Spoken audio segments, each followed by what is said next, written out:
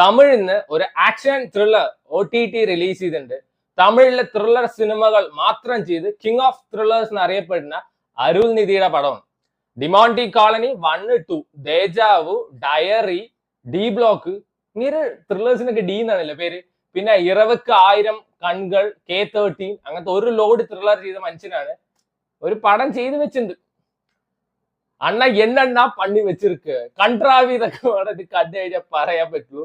And ഇതിൽ വില്ലനായിട്ട് അഭിനയിച്ചിരിക്കുന്നത് നമ്മുടെ രഞ്ജിത്ത് സജീവ്, കൽബ് രഞ്ജിത്ത് സജീവ് ആണ്. സൺനെക്സ്റ്റിലാണ് ഈ പടം സ്ട്രീം ചെയ്യുന്നത്. ഡയറക്റ്റ് OTT റിലീസ് ചെയ്ത പടം.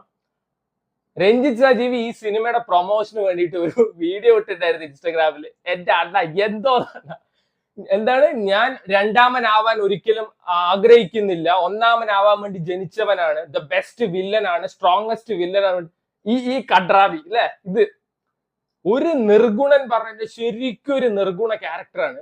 ഇത്രയും ഒരു കോമാളി വില്ലൻ ഈ അടുത്ത കാലത്ത് ഒരു തമിഴ് സിനിമയിൽ അഭിനയിച്ചിട്ടുണ്ടല്ലോ, അജാതി ഒരു ക്യാരക്ടർ. അതിന്റെ അടുത്ത് അരുൾ നിധിയുടെ കിടു ക്യാരക്ടർ അതല്ല, അത് പറയാം. സോ ഈ സിനിമ പറയുമ്പോ പക്കാ കോമഡി പടം, ചിരിക്കാൻ ഇഷ്ടം പോലെ ഉണ്ട്. ഈ മറ്റേ 100, 1000, 10,000, ലക്ഷം ഇതൊന്നുമില്ല. ബേസ് വാല്യൂ ഈ സിനിമയിൽ കോടികളാണ്. 10 കോടി, 2 കോടി, 100 കോടി. അതായത് നമ്മുടെ രഞ്ജിത്ത് സജീവ് ഭയങ്കര കൊടൂര വില്ലനാണെന്ന് പറയപ്പെടുന്ന രഞ്ജിത്ത് സജീവ്